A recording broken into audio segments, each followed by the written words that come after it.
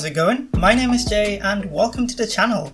Today we're back in planetzoo in Sannikovland, this really large tropical zoo that we've been working on for the past few weeks. Just before we get started, if you do enjoy this content, please do hit the subscribe button and like the video if you do, well, like the video.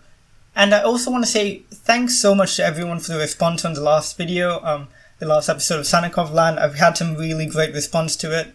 I think it is right now my most viewed video of the past 10 videos, which is really cool, really happy to see that. So thanks so much to everyone who's watched it, who left a comment. It is really nice to see all your feedback.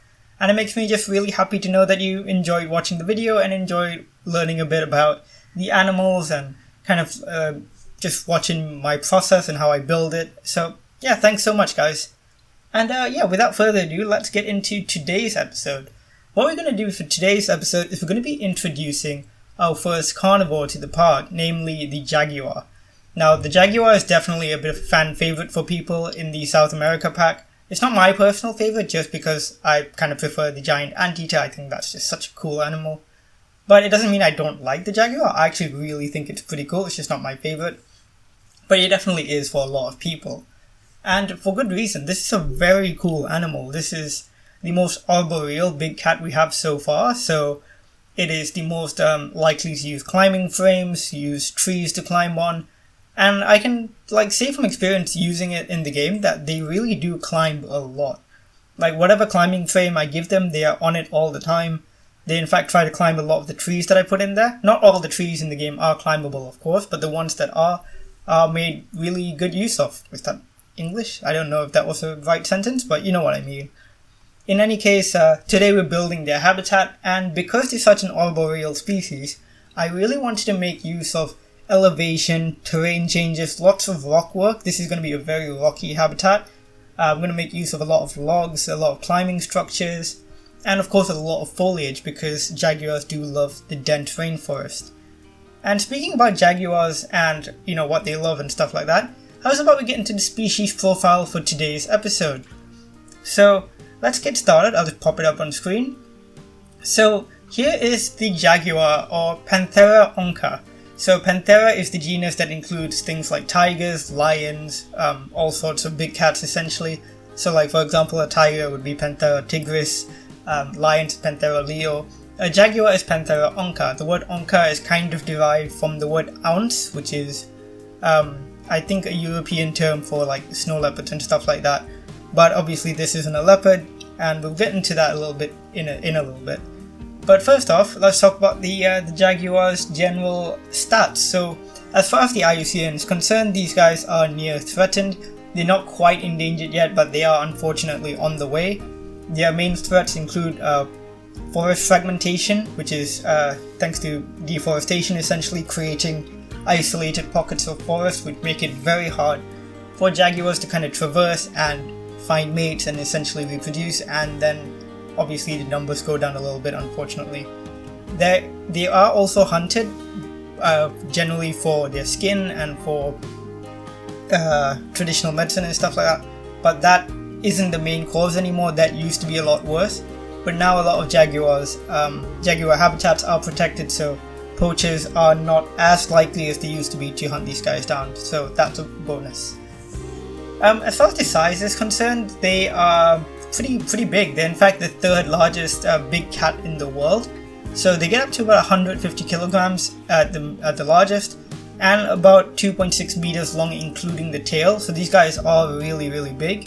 So that's quite impressive. I always thought that jaguars were one of the smaller big cats, but they're really not. They are much larger than you might expect. As far as their habitat goes, they tend to live in rainforest mostly. Really dense rainforest is their preferred habitat because that's where their camouflage works best, that's where they can find the most prey, and essentially they're just built for the dense rainforest essentially. They also live in cloud forests, so at slightly higher altitudes you can find them.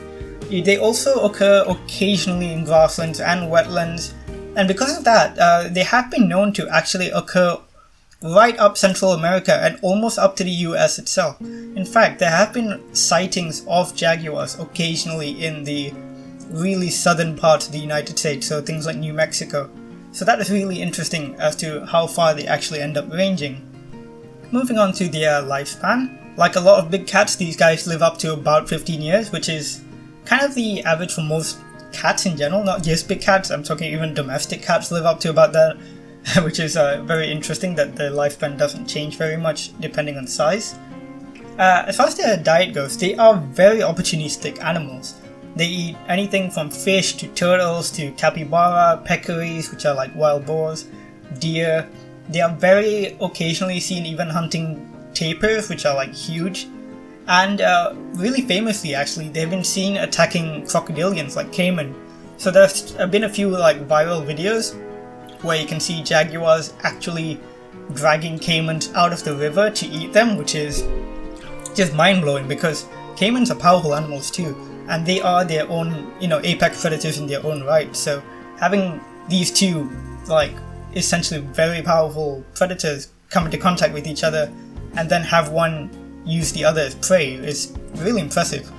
So yeah, that is kind of the stats for the jaguar. Now let's go and look at some of the more interesting facts about them. First off, they are highly arboreal, like I mentioned. These guys spend most of their time up in trees. They, in fact, drag their kills up trees to eat them up there, so they're kind of safe from other predators. They're not in a vulnerable spot. And they're also very capable swimmers, which is really cool. That's why I actually include an entire water space within this habitat, as you'll see later. It's because these guys, they swim really well. There's in fact a very good video that illustrates how well they can actually swim. I think it was filmed in a zoo somewhere, I'm not sure, but it went viral a while ago, where you can see a jaguar with a kind of grasping a hunk of meat and eating it underwater, which is so cool. Just imagine that, like swimming and being able to kind of like multitask in that way and eat stuff while you're swimming underwater. I just thought that was super cool.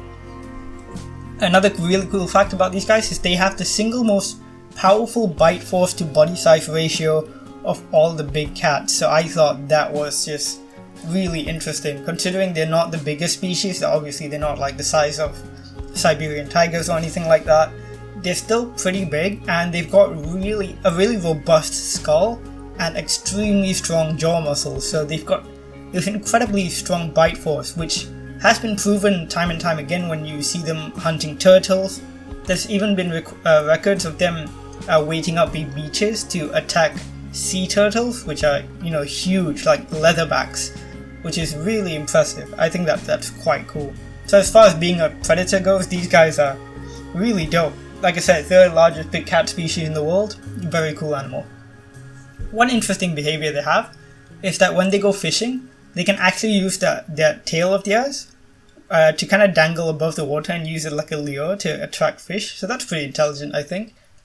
Interesting thing about their tail, actually, they don't actually have a very long tail. It's one of the shortest in comparison to their body of all the big cats. So that's another cool fact. But yeah, that is it for today's species profile. I do hope you've enjoyed it. I think jaguars are just absolutely fascinating animals. Obviously, they are often mistaken for like their cousins like leopards and other spotted cats like ocelots, but obviously jaguars are different. One way to tell jaguars apart from leopards actually is to look at the spotting, or the rosettes, that's their technical term, on the body. So on a jaguar, the rosettes are a little bit more complex. So you have kind of the outer black ring, and the insides are usually a little bit darker, a bit more reddish, and then you have another kind of black dot in the middle. So they're much more complex pattern than just spots. So that's one way to tell them apart from leopards, who have much simpler spot patterns. But yeah, very, very cool animals, and definitely a great addition to our zoo here. So let's talk about how we're going to integrate them into the zoo, and why this particular build gave me such a headache. So essentially I wanted to create a habitat that was almost entirely contained, because the thing is, in zoos in real life, when it comes to jaguars and leopards, a lot of zoos have them in fully enclosed habitats, so they would have a roof as well, and usually the roof would be made out of mesh netting or chain link or stuff like that. But unfortunately in the game we obviously don't have those kind of materials. We don't have mesh, which I think we really should. That would be very cool to get in the future. But since we don't have that, what I've gone and done is essentially for this habitat we have how do I describe this? So the habitat itself, like I said, is in the middle. It's kind of like a bowl. Imagine a bowl, and the people are going to be able to walk on the outside of the bowl in their own little enclosed guest area. So they'll be indoors looking into this semi-outdoor area. And you'll be able to see how that works in the time lapse as we go along. But I made a huge rookie mistake as I was building this, and I forgot to test the Jaguar's climbing ability before I started building. And I went ahead and built this entire guest area over the course of like hours and hours. And when I finally put the Jaguars in, I realized, oh my god, they can climb everything. Literally to the point where when I clicked on the Jaguar to check their like radius and their ability to climb on things, my game stopped working for a good 5 minutes because it just said that these Jaguars could climb on every single surface I'd given them. Because the guest areas are bordered by so many wood pieces, and I unfortunately used the climbable wood pieces from the South America pack, and I thought, okay, you know what, if I use them against a wall, maybe they're not going to be climbable, but they really were. And it ended up being that the Jaguar would very easily escape if I left it that way. So essentially, I cut this footage out, but I ended up having to restructure a lot of the guest areas. I had to remove those wood pieces and introduce stone pieces or plaster pieces, or even the Arctic wood pieces which are not climbable. So essentially just stripping all of that out, bringing in stuff that would be non-climbable so that the Jaguars wouldn't escape and go, run off into the distance. So that was a bit of an experience. Did give me a little bit of a headache, but overall I'm very happy with how it turned out in the end. Like I said, it isn't fully finished because obviously I had to take time to redo a lot of stuff, so I didn't fully have the time to kind of really go in with the detail work as I usually would. But I'll probably do that kind of off screen between episodes, or I might, do them at the start of the next episode, where we'll probably continue on with the South America section because we do still have a few animals to introduce there. But yeah, that's kind of the frustration I had with this, but it wasn't like the frustration I had with the llamas where whatever I was building just didn't feel right. Here, like, my structures all felt pretty good. I'm quite happy with how everything looks. The frustration came from me just not realizing that the materials I was using were not the best, so. But yeah, going on to the habitat itself, I do call it the Jaguar Trail. So how you would enter it is you go up these, the sort of zigzag incline that you've seen in my previous episodes. You go into the building that says Jaguar Trail, you'll see it again in the cinematics. And then you'll enter this ring, so, well, it's like a half ring essentially. And there's lots of glass panes, and you'll be able to look directly into the Jaguar habitat, and there's so many different levels to the Jaguar habitat that I made sure to implement via the terrain tools and via rock work, so that the Jaguars can explore loads and loads of different elevations, like all the way from below ground level all the way up to like almost eye level with the guests for some areas. So I think that was pretty cool. And because we don't have roofing in this game, like mesh and stuff like that, obviously we do have other roofings, but I didn't want to use like the traditional roofings because I wanted to keep this area looking quite open. So what I ended up doing to prevent, well, in quotation marks, because this doesn't work in game, this is just like a canon explanation for Sannikovland. How I thought about getting around that is to have little ridges around all the guest areas facing into the Jaguar habitat itself that tilt upwards, and have, well, I strung a little bit of rope along them, but in theory that's meant to represent hot wire, which they would use in real zoos to keep animals from getting too close to the edges of their habitats. So I'm kind of on the fence about hot wire in general when it comes to zoos. Like, obviously it's not ideal, like you don't want animals to get hurt in any sort of situation, but as far as I can tell, this is not anything serious. If an animal does get in contact with hot wire, it's not anything more than a deterrent, so to speak, so I'm okay with it to an extent, especially here. I'm fine using it here as like a deterrent from areas they wouldn't necessarily be able to reach anyways. It's more of a just in case kind of measure. continuing on with some of the other aspects of this habitat, one thing I really wanted to include was an underwater viewing area. Like I mentioned in the species profile, these guys are really aquatic big cats. They love the water. They are seen swimming a lot. In fact, there's actually a record of a jaguar swimming across the Panama Canal, which is insane. Like, think about that, that's crazy. But yeah, I really wanted to include a water area. And so what I did for that is you have a little building for the guests to go into at the bottom, where they'll be able to get a very secluded look at both the underwater and overwater areas, because the water level isn't super high, so you could look at both reasonably.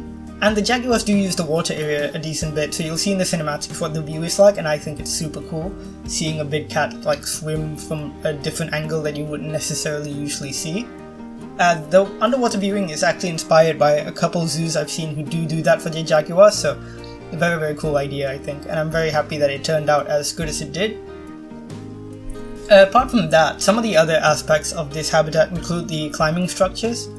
These are not climbing structures the way I made climbing structures for the capuchin monkeys. These are more, how do I put this? They're not, I wouldn't say they're climbing frames, they're more like platforms that help guide the jaguars to different parts of their habitat, essentially, and just provide more spaces for jaguars to kind of lounge about on, because in the wild they do love sleeping on trees, and introducing like logs and platforms here, which are just a little bit off the ground, kind of emulates that in a certain way and kind of gives them more comfort, obviously not within the game but more in real life. I do apologize if it's gonna get if you can hear that in a second, because it has literally just started raining really heavily outside, so my voiceover might be slightly overshadowed by that. Hope not, but you know, just in case, I thought I'd let you guys know. Also, one of the things I've been doing for this habitat is, for all the guest areas, all the path work I've been trying to give them like really gradual inclines. Like using the new path system updates, I've been trying to create really gradual inclines, and I think that's most evident in both the entrance area to this area, to the Jaguar trail, where you have the zigzag inclines, and the exit as you go down from the kind of the elevated viewing area. That incline is extremely shallow, so I think that's actually it turned out looking really nice. Like, I'm very happy with it, and I really like these new path updates because it makes it so much more enjoyable to work with the path system and create these really nice like slopes where in the past it would be much more difficult to achieve that. But I'm pretty happy with how the guest areas turned out all together. Obviously they're not detailed yet. I will include like benches and signs, and I will try and make them look a lot more fleshed out, which is one of the things I really wish Planet Zoo had, is more informational signs that we could use. Because right now we only have the two templates, which is the animal screen that we can use to show off whatever animals in the habitat, and of course the conservation education boards. But I would love more templates, like more different shapes of signs, more different like smaller, bigger signs. Maybe a sign for each continent would be really nice to have. So stuff like that I think would be really helpful, because I feel like the education equipment we have right now isn't super on par with real zoos. In real zoos, whenever you go to an animal habitat, well, a good zoo anyways, whenever you go to an animal's habitat, there's so much information on show, just all over the place. You can see like pictures of the animals, information about the animals' habitats, their localities, all sorts of really cool stuff, which I think would be really fun if Planet Zoo could include them. Like, we could have a board that says South America, and you could just have like a bit of info about it, stuff like that. I think it'd be super cool to have, and it shouldn't be too difficult to implement, so that sort of stuff would be cool. But yeah, I will detail the interiors probably between episodes at some point, and kind of start working a little bit on the exterior. Speaking of the exterior of the park, I didn't do too much of that in this episode. In fact, I didn't do any in this episode, but off screen, I've started work on the path system a bit more, and how it's going to branch out from here onwards and go on to the rest of the zoo. So far you may have noticed the path is pretty much a straight line from the entrance to wherever we are right now with the jaguars. From here onwards, I think the path is going to start branching.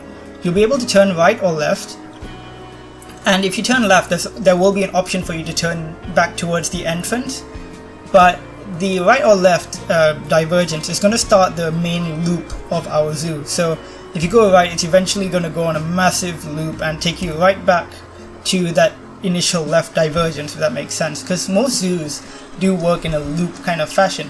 They don't go just like straight line front and back, because then you'll end up seeing the same thing twice.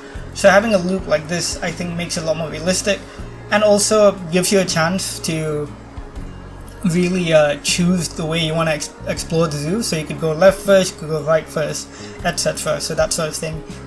So I will start working on that a bit more, probably between episodes, and then in the next episode, of course, we're going to continue. I'm thinking for the next episode, we're going to do one of two things. We're either going to try my best to redo the llama habitat, or we're going to introduce the Galapagos giant tortoise, because that is a South American animal as well. The reason I'm a little bit hesitant to do the llama habitat is because, first off, I've only just done the llama habitat. I don't want to do it again so soon. And because I think I might try and put the llamas separately in a petting zoo section of the zoo. So, for example, in London Zoo, what they have is they have a whole section of the park which is just almost entirely like a pure petting zoo, where you can go into the animals' habitats and kind of like pet them and stuff. I got to pet a goat there the last time, which was so cute. I love goats. They're so adorable. And they have like chickens wandering about and stuff like that. And they did have alpacas, I believe. So I think that's probably what we're going to do, because, like I said, don't want to do the llama again so soon. I'm sure people are not exactly keen on that, and I don't want to have to do it like another species profile for the llama. I will do it when I get to the point where I reintroduce them, because obviously there's always more facts to learn about them, and it'd be cool to learn more about the llamas. But not super soon, because we literally just did llamas like a couple weeks ago. Was it last week? I don't know. Speaking of weeks, actually, I've been thinking about something, and what do you guys think about me having a bit more of a tighter, well, not tighter, but a bit more of a stricter schedule when it comes to video uploads? I kind of tested it out this week by having one video on Wednesday and one on Saturday, and I was thinking, what do you guys think of that kind of schedule, like once on Wednesday, once on Saturday, kind of at about roughly about 12 p.m. UK time. So obviously the time might vary, but the days I think are pretty set. So if you guys think that schedule works for you guys, I'm very happy to continue it. It might not be completely strict, because obviously some builds are going to take a little bit longer, some might take a bit shorter, but I'll try my best to adhere to it, because I do think having things in the schedule makes things a bit easier for you guys, so you know when like the next video is coming out and stuff like that. So yeah, kind of just let me know what you think of that in the comments down below. But yeah, besides that, I don't have an awful lot else to talk about today. The video should be about half an hour long. There was a lot of footage which I ended up cutting out because this was a particularly long build.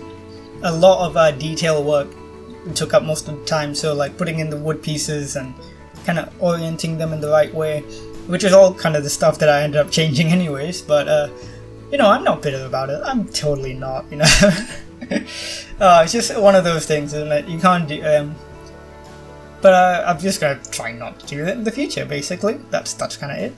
I'll try to make sure that my animals are not going to be able to escape from the get-go, so I know what to do.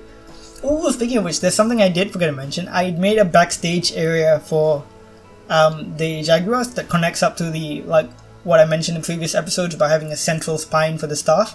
So the kind of backstage area acts both as a shelter for the Jaguars, so I don't know if there's footage of it. You might see it in the cinematics. I can't remember if I recorded that. But basically, Jaguars can go in there. It's covered in plaster. Has a flat plaster floor, which I imagine would be easier to clean. A lot of bedding.